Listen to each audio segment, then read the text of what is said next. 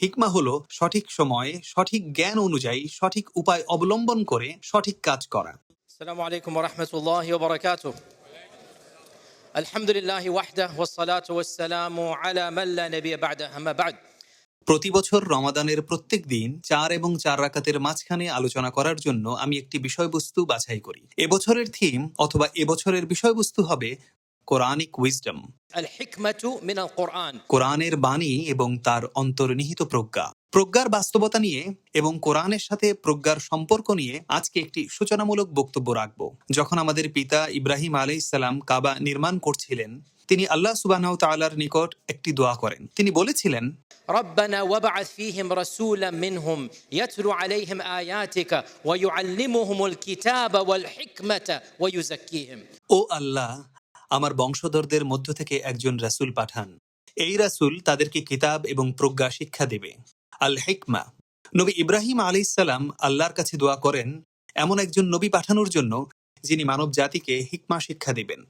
যখন আল্লাহ আমাদের রাসূলকে পাঠালেন, صلى الله عليه وسلم. কিভাবে তিনি এর বর্ণনা দিলেন? لقد من الله على المؤمنين إذ بعث فيهم رسولا من أنفسهم يتلو عليهم آياته ويعلمهم الكتاب والحكمة ويزكيهم.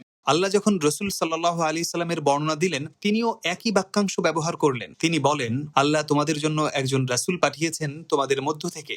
ওই রাসূল তোমাদেরকে কিতাব শিক্ষা দিচ্ছেন এবং তোমাদের আরো শিক্ষা দিচ্ছেন প্রজ্ঞা, আল হিকমা। তো আল্লাহ উল্লেখ করেছেন যে কোরআন এবং রাসূল সাল্লাল্লাহু আলাইহি সাল্লাম তোমাদের জন্য হিকমা নিয়ে উপস্থিত হয়েছেন।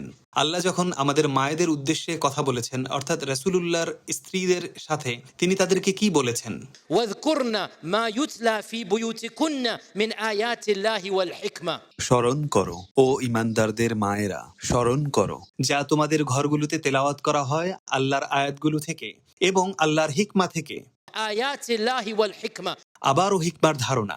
আমাদের মায়েদের বলা হয়েছিল প্রজ্ঞাগুলো নিয়ে চিন্তা করো, হিকমা নিয়ে চিন্তা করো। আর আল্লাহ সুবহানাহু ওয়া তাআলা কোরআনে ঈমানদারদেরও বলেছেন, واذكروا স্মরণে রেখো آيات الله. এবং হিকমা, আল্লাহর আয়াতগুলো স্মরণে রেখো এবং আল্লাহ সুবহানাহু ওয়া তাআলার প্রজ্ঞার কথা মনে রেখো। সুতরাং এই হিকমা বলতে কি বোঝায়? হিকমা শব্দটি এসেছে আরবি হাকামা শব্দ থেকে। শব্দটি খুবই কৌতূহল জাগ্রতকারী, কারণ হাকামা শব্দের আসল অর্থ হলো নিয়ন্ত্রণ করা। এজন্য আরবের সকলে জানেন আপনারা শাসককে কি বলেন? حاكم. তো শাসককে বলা হয় হাকেম, আর প্রজ্ঞা হলো হিকমা। এখানে শাসক এবং প্রজ্ঞার মাঝে সম্পর্কটা কি? কারণ নিঃসংকোচে বলতে গেলে বহু শাসকেরই প্রজ্ঞা থাকে না, ঠিক না? তাহলে শাসক এবং প্রজ্ঞা কেন একই ধারণা থেকে উদ্গত হলো? কারণ ব্যাপারটা খুব গভীর। ঠিক যেভাবে হাকেম বা শাসক রাজনৈতিকভাবে মানুষকে নিয়ন্ত্রণে রাখে, ঠিক একইভাবে হিকমা আপনাকে নৈতিকভাবে নিয়ন্ত্রণে রাখে। ঠিক যেভাবে হাকেম আইন দিয়ে নিয়ন্ত্রণ করে, আর্মি দিয়ে নিয়ন্ত্রণ করে, একইভাবে হিকমা জ্ঞান দিয়ে নিয়ন্ত্রণ করে। তাহলে হিকমার মূল হলো নিয়ন্ত্রণ। হিকমা হলো সেই জ্ঞান যে জ্ঞান আপনাকে বোকার মতো আচরণ করতে বাধা দেয়। এজন্যই আল্লাহ আমাদেরকে হিকমা শিখতে বলেছেন। অতএব কোরআন এবং সুন্নাহ অনুযায়ী হিকমার প্রকাশ কিভাবে ঘটে? ইবনে আব্বাস রাদিয়াল্লাহু তাআলা আনহু ব্যাপারটা আকর্ষণীয় করে তুলে ধরেছেন। ইবনে আব্বাস রাদিয়াল্লাহু তাআলা আনহু বলেন, হিকমা হলো সঠিক সময়ে সঠিক জ্ঞান অনুযায়ী সঠিক উপায় অবলম্বন করে সঠিক কাজ করা। অন্যভাবে বলা যায়, আপনি সত্যটা জানেন এবং সেই সত্য অনুযায়ী কাজ করেন, আর আপনি তা সঠিক সময়ে এবং সঠিক স্থানে করেন। এর নামই হলো হিকমা। এখন আমরা কোথা থেকে হিকমা শিখব? স্পষ্টত হিকমা শেখার অনেক উৎস আছে, আর সন্দেহাতীতভাবে সবগুলো উৎস শেষ পর্যন্ত আল্লাহর কাছে ফিরে যায়। আল্লাহ সরাসরি হিকমা প্রদান করেন, আবার আল্লাহ পরোক্ষভাবেও হিকমা প্রদান করেন। আবারও বলছি, হিকমা সরাসরি পাওয়া যায়, আবার পরোক্ষভাবেও শেখা যায়। সরাসরি বলতে আমরা বোঝাচ্ছি আপনার এটা আছে, পাওয়ার জন্য কিছু করেননি, আল্লাহ আপনাকে এটা দিয়েছেন। আল্লাহ তাআলা কোরআনে বলেছেন, ولقد آتينا لقمان. কি? আল হিকমা, আমি লোকমানকে হিকমা দিয়েছি। আল্লাহ হিকমা প্রদান করার জন্য মানুষকে বাছাই করেন। وآتيناه الحكم صبيا. আমি তাকে শৈশবেই ইয়াহিয়া আলাইহিস সালামকে হিকমা দান করেছি।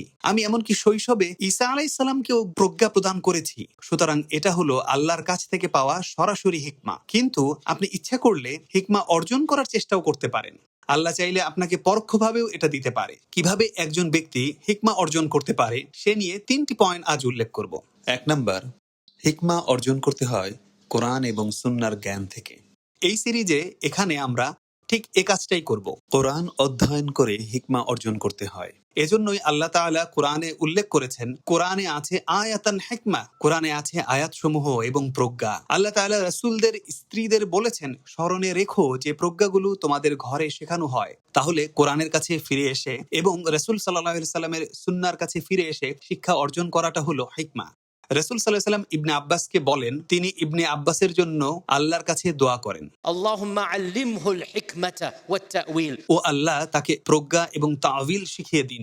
এর মানে হলো তাকে কোরআন এবং কোরআনের ব্যাখ্যা শেখান। অতএব হিকমার প্রথম উৎস যা অর্জন করার জন্য চেষ্টা করতে পারেন, মনে রাখুন আসল উৎস আল্লাহ। আপনি চাওয়া ছাড়াই আল্লাহ আপনাকে তা দিতে পারেন। আর যদি এমন হয় আপনার তা নেই কিন্তু অর্জন করতে চান, তখন আল্লাহর কাছে চান এবং তারপর তা অর্জন করার জন্য একটি ভ্রমণে নেমে যান। এই ভ্রমণের প্রথম পদক্ষেপ হলো আমাদের ইসলামী ঐতিহ্য শেখা। কোরআন এবং সুন্নাহই হলো চূড়ান্ত হিকমা।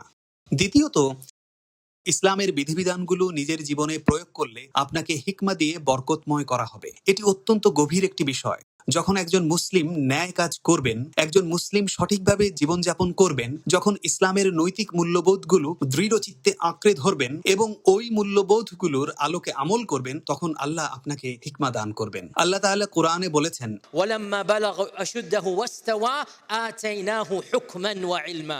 অতঃপর সে যখন পূর্ণ যৌবনে উপনীত হলো, সে যখন বড় হলো আর সে ছিল দৃঢ়। ওয়াস্তাওয়া, এখানে মুসা আলাইহিস সালামের কথা বলা হচ্ছে। যখন মুসা আলাইহিস সালাম একজন ভালো মানুষ হয়ে চলতেন, যখন তিনি ইসলাম শিখতেন এবং সে অনুযায়ী চলতেন, যখন শৈশব থেকেই তার মাঝে নৈতিক মূল্যবোধগুলো বিদ্যমান ছিল, তখন আমি তাকে হিকমা দিয়েছি। এখান থেকে এটা প্রতীয়মান হয় যে একজন ভালো মুসলিমের মতো জীবনযাপন করলে আপনি হিকমা অর্জন করতে পারবেন। প্রসঙ্গত, এটি সহজ একটি কথা এবং সত্য কথা। শরীয়ত আপনাকে হালাল হারাম জানিয়ে দেয়। যখন হালাল এবং হারামের বিধান প্রয়োগ করবেন, তখন আপনি আসলে হিকমা প্রয়োগ করছেন নিজের জীবনে, হিকমতের সাথে কাজ করছেন। স্বয়ংক্রিয়ভাবে আপনি আরো বেশি হিকমা অর্জন করতে পারবেন। আপনি নিজেকে থামিয়ে দেন প্রবৃত্তির আকাঙ্ক্ষা থেকে, কারণ আপনি জানেন যে কাজটা বোকামিপূর্ণ। তাই মুসলিম হিসেবে জীবনযাপন করার মাধ্যমে আপনি আসলে বিজ্ঞ হয়ে উঠবেন। এটা গেল দ্বিতীয় উপায়। এরপর তৃতীয়ত, প্রজ্ঞা আরও পাওয়া যায় যেখানে সেখানে, সর্বত্র। হিকমা পাওয়া যেতে পারে অবিশ্বাসীদের মাঝে।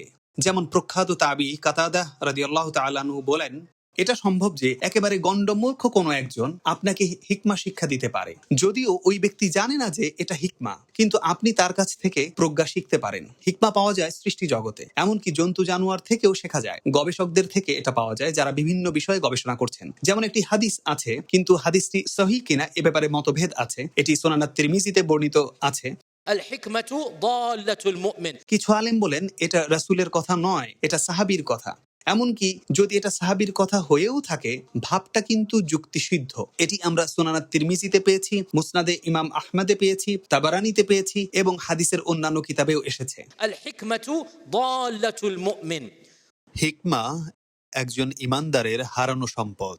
حيثما وجد. সে যেখানেই তা পায় সেখান থেকেই ওটা নিয়ে নেয়। তো এটি এমন একটি বাণী যা রাসূল সাল্লাল্লাহু আলাইহি ওয়াসাল্লামের প্রতি আরোপ করা হয়। হয়তো এটি তার কথা নয়, সম্ভবত কোনো সাহাবীর কথা, কিন্তু কনসেপ্টটা অখণ্ডনীয়। কনসেপ্টটা কি?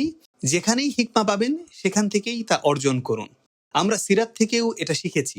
রাসূল সাল্লাল্লাহু আলাইহি ওয়াসাল্লাম অমুসলিমদের অভিজ্ঞতা থেকেও উপকার নিয়েছেন, অমুসলিমদের দুনিয়াবি জ্ঞান থেকেও উপকার নিয়েছেন, এবং তিনি আমাদেরকে নির্দিষ্ট করে বলেছেন যে তাদের কোন জ্ঞান থেকে তিনি উপকৃত হয়েছেন। অন্য বক্তব্যে আমি তা ব্যাখ্যা করেছি। সুতরাং এই তিনটি হলো হিকমতের উৎস। 1 নম্বর, কোরআন সুন্নাহ অধ্যয়ন করে। 2 নম্বর, মুসলিম হিসেবে জীবনযাপন করে এবং শরীয়তের বিধান নিজেদের জীবনে প্রয়োগ করে। এবং 3 নম্বর, অন্য যে কোনো উৎস যেখানেই হিকমা আছে। আজকের আলোচনা ইতি টানছি অত্যন্ত তাৎপর্যপূর্ণ একটি পয়েন্ট বলে, আর তা হলো আল্লাহ স্বয়ং আল হাকিম। আল্লাহ হলেন أحكم الحاكمين. আর আল্লাহ সুবহানাহু ওয়া তাআলা হলেন সকল হিকমার উৎস। আল্লাহর নাম আল হাকিম, অর্থ সকল হিকমা তার কাছ থেকেই আসে। আল্লাহ নিজেকে হিকমতের মালিক হিসেবে উল্লেখ করেছেন। ذو حكمة. আল্লাহ আজ্জা ওয়া জাল্লার সকল কাজ প্রজ্ঞাপূর্ণ, আল্লাহর ওহী প্রজ্ঞাপূর্ণ। তাই চূড়ান্ত হিকমত আসে আল্লাহ সুবহানাহু ওয়া তাআলার কাছ থেকে। সেজন্য আল্লাহ যখন কোরআনকে বর্ণনা করেছেন, তিনি তখন কোন বাক্যাংশ ব্যবহার করেছেন? কোরআনকে বর্ণনা করা হয়েছে حكمة بالغة. হিসাবে সর্বোচ্চ প্রজ্ঞার ও হিকমা। এটা কোরআনের একটি বিবরণ। حكمة بالغة. কোরআন হলো চূড়ান্ত পর্যায়ের হিকমা। তাই এই সিরিজ যা আমরা আজ শুরু করছি, আমরা কোরআন থেকে একটি বাণী নেব, প্রজ্ঞাময় একটি বাণী। সমগ্র কোরআনই প্রজ্ঞাময়, কিন্তু এমন অনেক বাণী আছে যেগুলো থেকে আমরা আরো বেশি উপকার পেতে পারি। প্রতিদিন আমরা একটি বাণী নেব, একটি নির্দিষ্ট কথামালা নেব, এরপর ব্যাখ্যা করব যে আমরা এখান থেকে কি কি প্রজ্ঞা শিখতে পারি। আল্লাহ সুবহানাহু ওয়া তাআলা আমাদেরকে হিকমা ও প্রজ্ঞা দান করুন। আল্লাহ সুবহানাহু ওয়া তাআলা যেন কোরআনকে আমাদের জন্য হিকমা এবং হেদায়েতের উৎস বানিয়ে দিন। والسلام عليكم ورحمة الله وبركاته.